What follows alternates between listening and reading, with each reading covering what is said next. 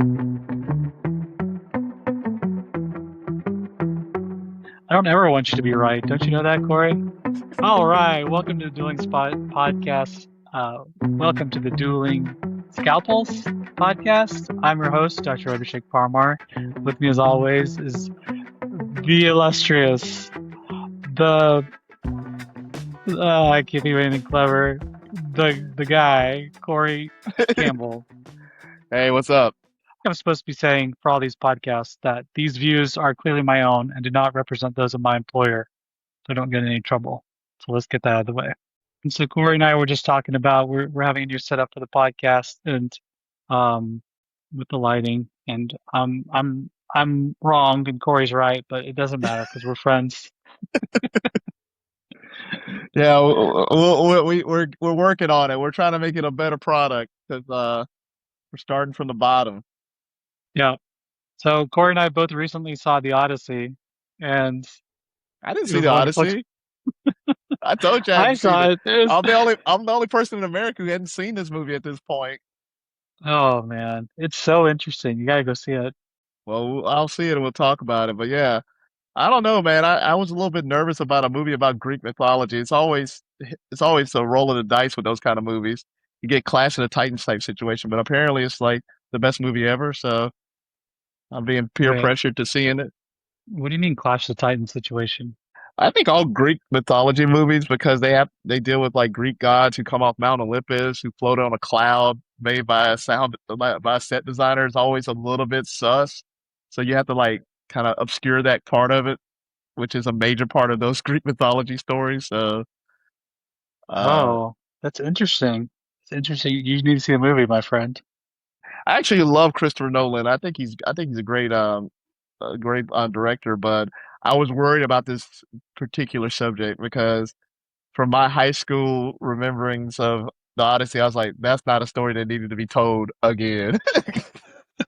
I actually think it is because I was talking to my wife afterwards, and I was like, "Oh, that's what the Odyssey is. It's like an allegory kind of thing about like life and such." And then she threw something at my head, but I think it always bears a good update, and he does a really interesting job of tying it to today's America and today's society. So Does he it's fun. does he talk about the demigod love child of Odysseus? It's interesting because the I don't want to ruin it for you too much, but the concerns you have with Clash of the Titans are not founded because he doesn't rely heavily on like it's not a special effects, you know, extreme bonanza type event, and he doesn't rely heavily on that to get the point across. I believe Homer did, though. I mean, that's probably how that story got started. He's like nobody was appealing to the story of a man lost at sea, so he just started throwing stuff in there. He's oh yeah, but there was you don't understand there was Cyclops there, like they were there, and there was a seven-headed dragon there. It was crazy. He had to really gin up that story to get it to stand the test of time. He was like, Yeah, but I mean, a lot of it's allegorical, right? Like the sirens is desire, and desire will kill you if it overtakes your life, right? Did I get that right? No? yeah, sure. Anyway, man, go see the movie. It's great. We'll talk about it one of the episodes. So what should we talk about today? You talk about AI? Yeah, man. Everybody else is. Super It's not cool. a. It's It's not fun, a. It's not a subject that's been over talked about the last year or two. Let's give our 2 cents. but AI is a recurring theme, and I joke about Spruce and everything, but I've started to use it steadily more and more in my day-to-day life. I asked Spruce his advice about doing an AI podcast, um, which was interesting in and of itself. It's like, hey, should I talk about AI in the podcast? You know what his response is? What's that? No. He just, You did not talk about Fight Club. it's like I'd avoid making this a generic "What's wrong with AI" episode, then try to gently suggest another topic. Maybe you can talk about Pay, AI in medicine. pay no mind to the man behind the curtain is what he just said. Oh, Spruce, good old Spruce. I mean, it's always worth talking about. So, um, but I don't think it's worth kind of narrowing the topic, right? We should talk Yeah. about. I think we should talk about AI as it relates to medicine, because I mean, in Alabama, the controversy now is about data center or all these data centers popping up and how it's going to ruin everybody's life. Have you heard about this controversy? Not in Alabama particularly, but nationwide, yeah. I've heard Yeah, about it. I didn't realize these AI data generating centers are such a scourge for society. Well, so there's like the noise element to it. Apparently, it's really loud. There's like huge environmental concerns because there's all these toxic waste that they produce. What It toxic gets, waste does the data center produce? If you don't mind me asking. I oh, don't know. no, we'll cut that part out. I don't think that's true. You need to I don't stop know. reading. I don't know anything about data centers, man. All right. I don't how a computer running in a warehouse creates green goo like The Simpsons. I don't understand what you're talking about. Well, It so has it apparently, has it has negative externalities. I definitely agree with that. But toxic waste is like the well, so it creates e-waste.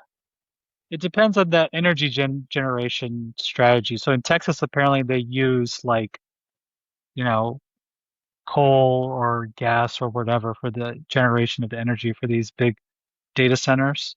And that Uh leads huh. to a lot of environmental byproducts. And it's like a lot of energy, right? For me to ask Bruce, what's the weather going to be like today? True. The thing I would say about it though, when you talk about the energy generation part, is that uh, that's a positive. I mean, that's a definitely a positive point against data centers. But the flip side is data centers they can provide a constant load on the system, which is actually not that terrible. Meaning like using energy when other people aren't to do a lot of data processing and whatnot. So that there is that part. So I don't know. I think just like everything else in America, we swing the pendulum too far one way and wind up being completely like non credible. Because I think for most part, for most communities, there's a net negative effect because it doesn't improve their community at all, right? It doesn't really create that many jobs and it doesn't really create that much revenue in the community at large. So all you're paying is all the negatives, like energy prices are higher, like it takes up a footprint somewhere, and I think those are the big things. But I mean, I mean, a server farm or a data farm is really not toxic. It's not like putting up a freaking smokestack mill somewhere. Which, by the way, most Rust Belt states would beg to have come back. So if you want manufacturing to come back, but you're like data centers are bad, that's kind of like talking out of both sides of your mouth a little bit. Well, Because it's like you said, manufacturing is definitely bad for a community. It definitely like they're dumping like whatever your the water table is at your local community. That Honda plant, that Samsung plant is dumping all kind of weird stuff in there that's turning that water green. But a data center, probably not. but I mean, the difference is manufacturing brings jobs, right? Well, I that's why mean, I said, like I said, I think data centers they don't have a positive like the manufacturers do. There's no upside for the community it comes to. It's just mostly the downside. But I don't think the downside is nearly as much as, like I said, manufacturer coming into town. do you think AI represents an existential threat to humanity? Mm. So Is it is it too big of a question? Not ready for I that think one? it's too big of a question. Here's a better question: does AI make everybody around it dumber? And I think That's the a great answer is question. yes. It makes you dumber. And the reason I say it makes you dumber is because I will get into it later because we're going to talk about AI in medicine, and maybe I could use that as a Yeah, plot point. let's talk about it now. Go ahead. So yeah, you think will AI make doctors smarter or dumber? I think it makes doctors more capable, but I think it makes them dumber as well. And the reason, I think AI makes people dumber because the same way Google made people dumber, right? Like meaning like the toils and tribulations of obtaining said information makes you retain it. So if it's push button to retain information, do you actually even retain it? Like that's the problem, right? So like meaning like if I find out something via Google, it's not as it doesn't stick as long or as much as it did if I had to go to the library to find it. And now, if I don't even have to like search Google really, if I just like type in a query and then the answer comes back, like I haven't put no effort in retrieving that information. So as long as it's easily retrievable like that, you always look smarter, you're more capable, but you're not smarter because you don't know whatever it is. Like if I asked it how many like muscles are in the forearm of a human and it tells me a number, then I don't know that number. Like I just know that that's what it said it was. So, but I think that's a little simplistic about AI. I mean, obviously there's multiple aspects that AI can play in medicine. I mean, I look at it, I break it down into categories, right? There's diagnostics, there's therapeutics, and there's research, right? And I think for diagnostics and research, I think that's where AI probably has the best benefit because it makes us more efficient at, you know, either diagnosis or help diagnosing diseases and then finding research. But going back to the research problem, if you're using AI to do research, like AI is just going through all those research papers and coming up with an opinion, which is maybe worse than yours because it goes on volume and not quality. And we already talked about medical research is all about volume. So, I don't know what you get from that, but what is your opinion? Yeah, well, I mean, I was thinking about it the other day because I had a patient who got a terrible complication, a pulmonary embolism clot in their lungs, and I was thinking, oh, like all surgeons do, should I have done something different? And went back and look, and I can search the literature and try to understand guidelines, etc., and see should we have thinned his blood out more beforehand or done something differently. But it it I actually started thinking about it, as a surgeon that's 9 years into practice, like this whole machine learning concept, that's kind of what you are. Like my years of experience and judgment in each particular case goes into why I do the things I do, and why all surgeons do the Mm, things they do. And so I kind of am constantly computing that in my head. And now I'm doing it. By the way, AI didn't have anything interesting to say, just empty platitudes. You could have done that, you could have, which is what a human would have done. So I think as like a secondary source to check your knowledge, of something you already have, it's great. But the real concern for me is in training, right? So if if I was like I have some ideas and insight based on what I've studied and learned, but like you said, if you're not studying something and you're just getting answers fed to you in a you know time dependent quick fashion, you don't learn it, like you can't, hmm there's no way it gets absorbed. Like people learn things by reading textbooks over and over and over, right? And hmm that's how knowledge is gained. So I do think it's a threat to medical education more than it is to medical practice.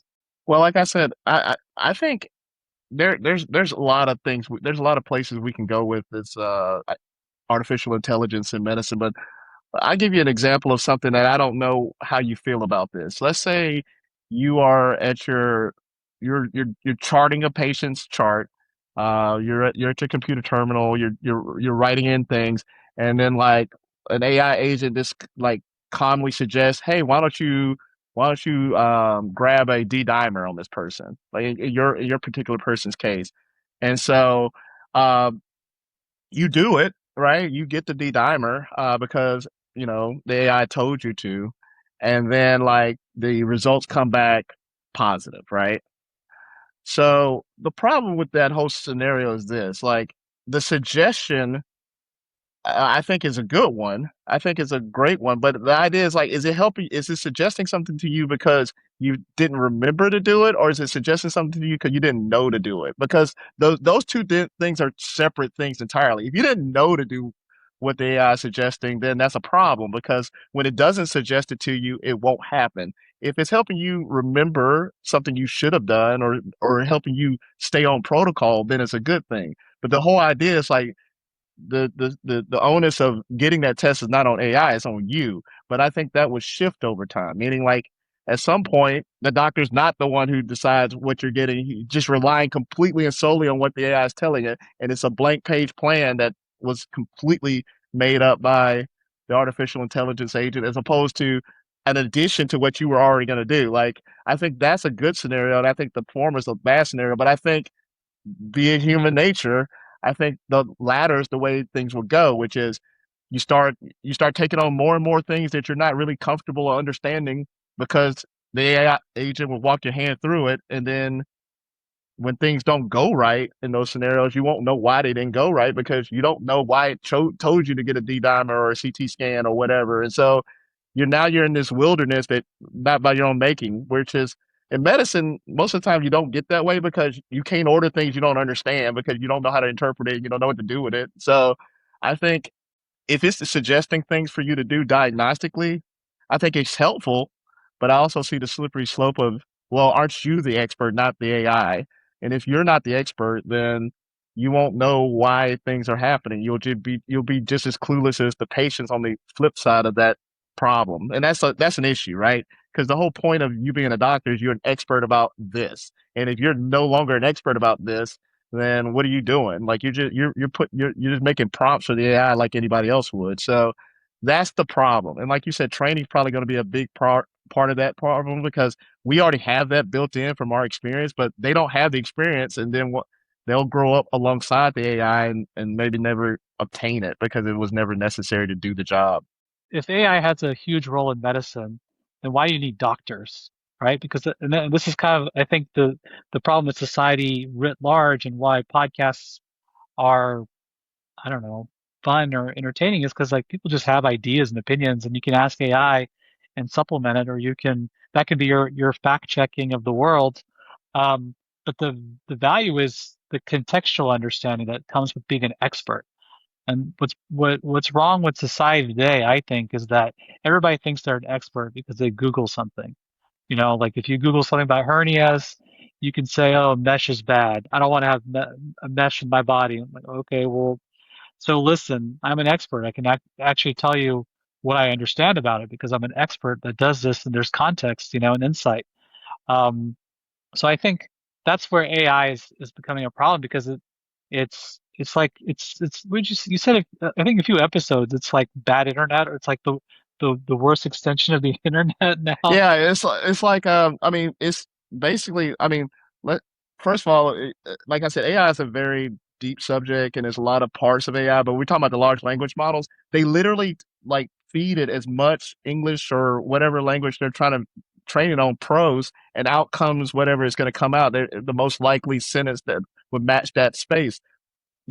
Most of the information, most of the English text it gets is from the internet. And if you haven't been alive for the last 30, 40 years, the text on the internet is the worst type of text there is in human creation. It's not like it's it's not the Iliad, you know, it's like just guys or gals on the internet talking about whatever they are. So the model's gonna lean that way just based on that's what it's seen the most of. It doesn't really it's not a bastion of truth. It's a bastion of like popularity. Like this is the most popular take on what you're asking. Like that's how it's synthesized, and that's the problem, right? Because like if you read everything there was to say on medicine on the internet, you would sound like an expert. But would you be an expert? Probably not, because there may be so much more information that's just either useless at best or completely contradictory at worst. And you'd have to know how to navigate that. What are your feelings about it as far as documentation? Oh, I was going to get to that, but I think that is the outlet. It's to me that in a nutshell kind of typifies like how we should consider using advanced technologies. It's outsourcing the things that are don't require human expertise. So I use AI every day in my clinic for documentation. So I take my phone in, it records the conversation. I tell the patients, of course, make sure they're okay with it. Um, and you know, it just records it and then it spits it into a note. Everything we talked about, it goes into a note. I mean, I review the note and make sure it's accurate, but it nicely compartmentalizes everything. It gives a nice summary of their story, gives me a nice, and of course, I tell them my plan and my worries and thoughts, and it puts that into my assessment and plan. So that is where I think there's clear value and no downside, right? Because that's time saving. And I tell the residents to do it. I say, instead of you sitting there typing, now there is something to be lost. Like, you know, I type a good note because I know how to communicate effectively. because I've learned over years of practice and writing notes. So I do wonder if is it a detriment to the trainees? Like, are they not going to learn how to communicate well, right? Telling a story, a cohesive story, because you're doing that, right, by typing these notes. So it's kind of Yeah, this it's like this Mr. Miyagi situation, Karate Kid for you kids who don't know movies, but where it's a painful thing to do when you're on the other side, but it's probably a necessary thing to do along the way to learn how to communicate. I actually think I think it's a net positive. I do think there's more downside. You said there was no downside. I think there's definitely downsides. One of the major things I think about documentation is the why do we document at all? And I say that because documentation has multiple functions in medicine, and most of them aren't patient focused. Like the patient doesn't really care if you document well or don't document well, but your your employer does because of financial reasons. Your your colleagues do for historical context. And then the medical legal system is built upon your documentation. They literally litigate you on what you wrote. So those are the people who benefit. So as far as the patient, they don't benefit at all. Having said that, I would say the second most time consuming thing that doctors do is write down every single interaction in some kind of format. And like you said, it seems like tedious and menial work, but here's the thing that it does do. It puts you on the spot as an expert as far as what you have done and why you have done it. And if the AI is a part of it, there's an interesting situation that can arise. And I think, and I'll bring it up as this: there was a police department a couple years back who were using AI to produce police reports, and they were doing similar things to what you're saying. The police officer would dictate what they saw, what happened, and the AI would produce a police report. The problem was, on a medical legal standpoint, once that document had been produced by AI, and somebody goes back after the fact and asks questions about it, can we say with absolute certainty that everything that happens in this document is what happened? And the policeman has to stand on that, and they decided there was a little bit too there was a little bit too much risk there And that's because well, yeah, but that's well, it, why the onus here's is the still reason on the person using it. Like I still have to review my notes. I get that, but what I was gonna say is the issue is that AI is really good at producing voluminous amounts of information when voluminous amounts of information were not necessary. And what invariably happens is people do not check all those facts. And so when it comes time in a court of law to defend every statement that's in that document, especially when it's not in your prose and it's not really your hand, it's very difficult to know what this means. So it makes it diminishes what medical documents were, and I don't think medical documents weren't doing a good job of being what they were over the last 15, 20 years with automation and auto population. But I think this is just more of that. Yeah, I disagree. I mean, I think it's just like it's no different than if you're typing something and instead of writing the patient does have pain, you accidentally hit does not. And like if that if you type they do not have pain and that was an error that you made, I think it's the exact same thing. You assume the responsibility of the final. Whenever you hit enter and it impute the thing, you've validated whatever is written down. So whether how you get there, I don't think matters. Whether it's AI or typing or pen and paper, ultimately, like you're validating what's been put into the system. You know what I mean? So Well, I think that's a I got a check on it. scenario for you. What if I do this? What if I tell the AI, I want you to write the medical document that would produce the most RVUs, period.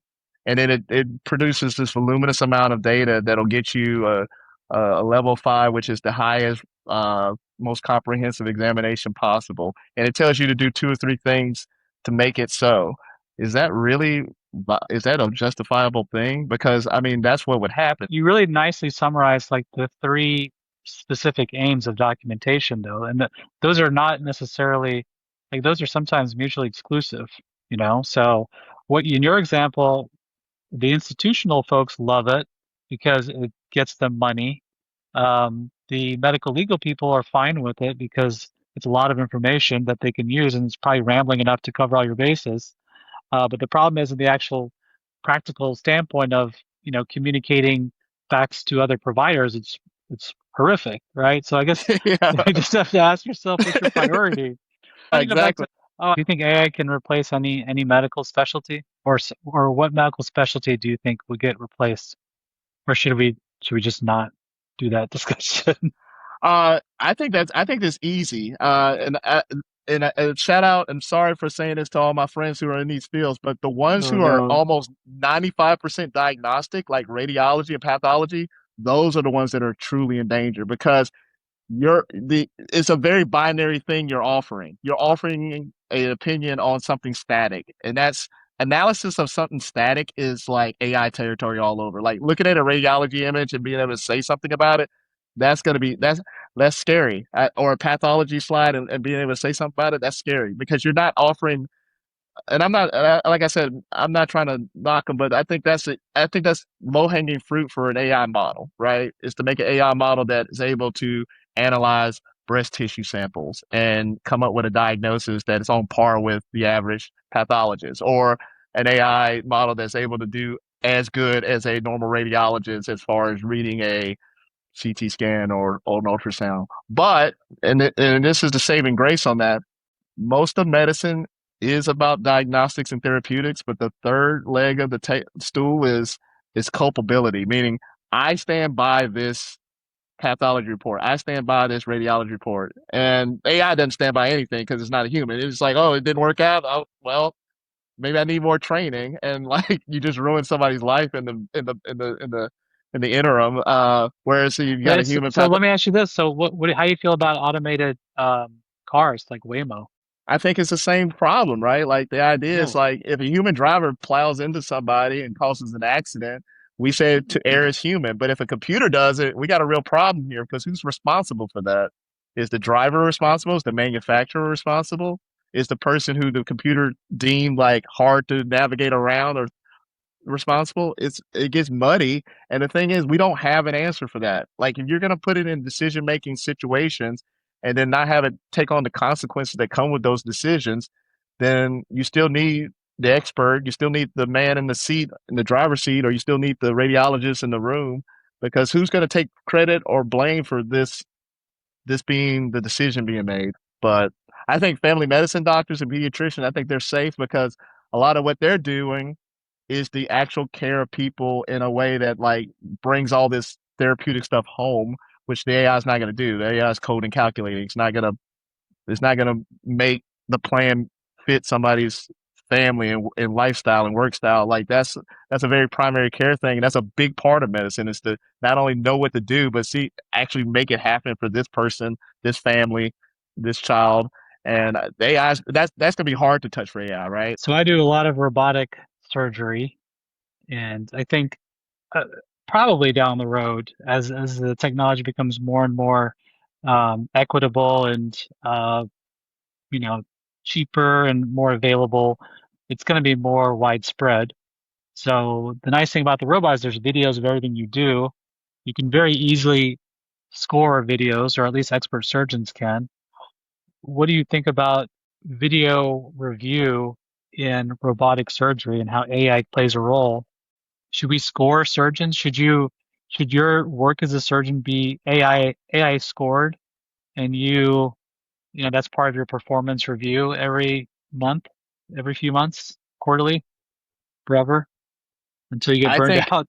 well, I think I mean I've heard about those studies too that by watching a laparoscopic case or a robotic case you can score how well the surgeon did, and that score correlates to how well the patient does.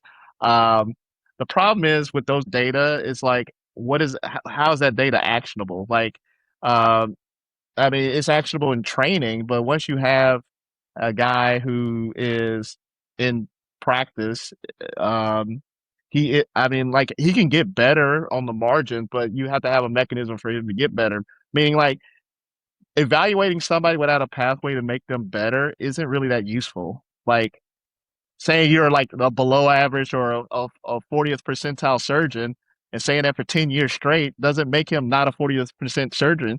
That Like, guy, that guy or gal doesn't stay a surgeon, but then they get fired.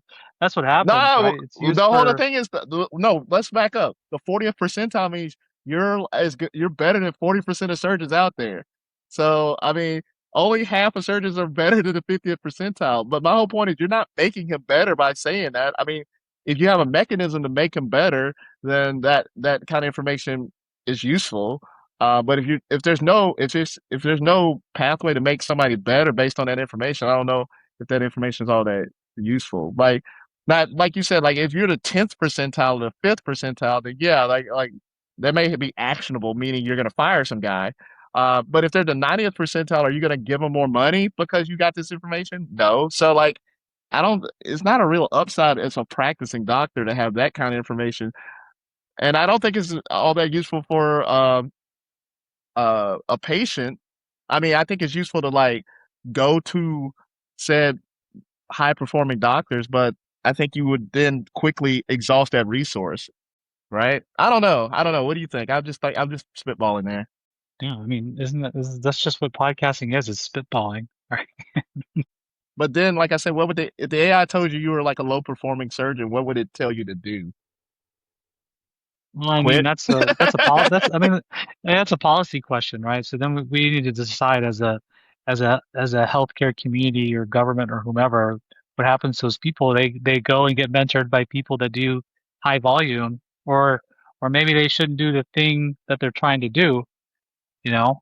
Whatever. That's Like, so fair. I mean, if you recorded me doing a bypass, like what you are probably pretty good at, not gonna go so well. But you record me doing a hernia operation, like, uh, I'll do all right. So, so I don't know. I think it could be used for lots of things, used for privileges. But I guess the real question is, what's the red line? And if someone's under the red line, that's a problem. Or we could consider using for trainees. I mean, we don't use it punitively to assess them or anything, but we do a video review and we watch it and say, hey, look at this. Here's how I do it. That looks good. Here's how you do it. Not so much. So, here's what next time you need to do. So there's lots of interventions you could do. The question really though is, you know, from a from a quality improvement standpoint, should we be doing this? Like you said in this Michigan study where they reviewed these bariatric surgeons, and there was a clear correlation. But I think the correlation was from like the bottom 10% really not having good outcomes, but everybody else was kind of fine. Or I don't remember the exact paper, Well, but here's a legit question. Okay, let's game this out. Let's assume, for the sake of argument, you got a surgery resident, and they've gone through 5 to 7 years of training, and in the last year of training, you say we're gonna video your next 3 months of operations and use that as a guide to have you pass our residency or not. I think that is incredibly unfair and disingenuous because you had 5, 6, 7 years to decide if this person was able to do said job, and then you put it on the AI to make the final decision. You completely have relinquished your control over. We think this person's good because if they weren't good, you should have stopped them after your like you could don't have it be a gatekeeper at the end. And so that's my whole issue.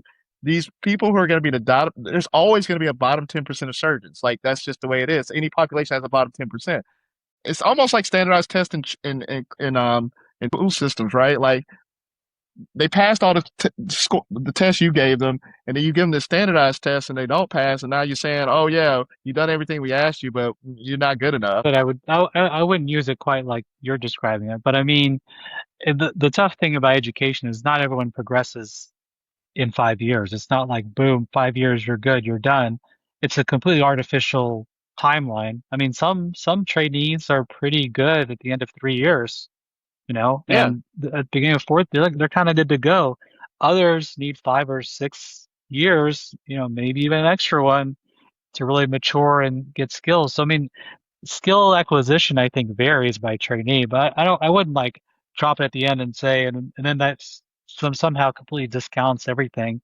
It's like you said, it's a bell curve, and there's certainly trainees I've trained who are like, you're like the best I've ever seen. Your hands are like magic.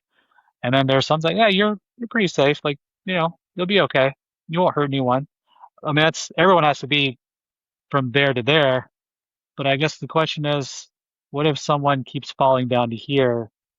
And can we use AI in this context. It's more of a thought experiment, for the record. I am not advocating for this because I think it's crazy, but I I mean, think I I think think it's I something to think if think you about because it's out there. Like I think if you're going you to can do use that it to today. help, I think if you're going to use it to help personalize a curricula for somebody to improve them, I think it's definitely beneficial. But like, I don't. That's not what's being offered, right? That's the other part of the coin, which is all right. We know they can't do this. We need to make sure they are able to do this, as opposed to they can't do this, so they can't pass. Because Yeah. like I said, Yeah, no, I that's mean, I think that's how I would frame it. Like, it's supposed to be part of a curriculum and part of, I mean, it's supposed to, for me as an educator, like I could sit down and score a video and watch it, and I do that and talk to residents. But if we could just feed it into the machine, and the machine tells them, and the machine can do 100 of those, while I'll spend time doing one. I think it's additive, but it's all about, like we've been talking about, the context. So, yeah, all right, should we do some rapid fire? sure. Funny enough, I did use AI to develop the rapid fire for AI. All the questions are, why is AI the best thing to ever happen to you? Let's see. Some of this we already talked about. So let me ask you this then. Overall, net positive or net negative for medicine? Oh, AI? Hmm. It's net positive. Oh, all you've been saying is the negatives. This whole thing was the negatives. Hey, And now hey, you, listen. I think it makes you more effective as a doctor, meaning like it's a it augments doctors. If you're Doctor A without AI, then you're Doctor A plus with AI. So that's net positive. But I don't know what the long term cost of that is. I guess, I guess we should say, so I think it's net positive for practicing physicians today in 2026. What about for trainees? AI for trainees, net positive or net negative? Um, Total double standard because there is one. um, Probably a net negative, and the reason I say that is because I think in the end it would make it harder to discern if you could do it without it, right? Like everybody who's training now definitely could do it without it because they've been doing it without it, and so with it they'll be better. But if you can't do it without it, then you're worse off. You're worse for it. So I Right think it's answer. negative for training. What if you were one of the 10%, or what if AI told you you're a bad surgeon? We watched watched a video of you operating. That would be devastating. That would hurt my soul. Um, Would you believe it at face value or be like, nah, this thing's broken. Shut up, Spurs. you know what though, if they told me I was a bad surgeon like that, I would want to see what good surgeons look like. Like I would want it to give me like counterfactual so I could be like, oh okay, oh okay.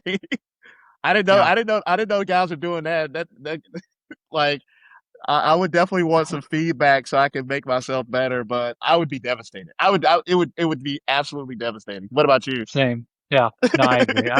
But it speaks to, like, I think one of the things that I love about our podcast, we talk about like how practical surgeons think, and like I think both of us are good surgeons.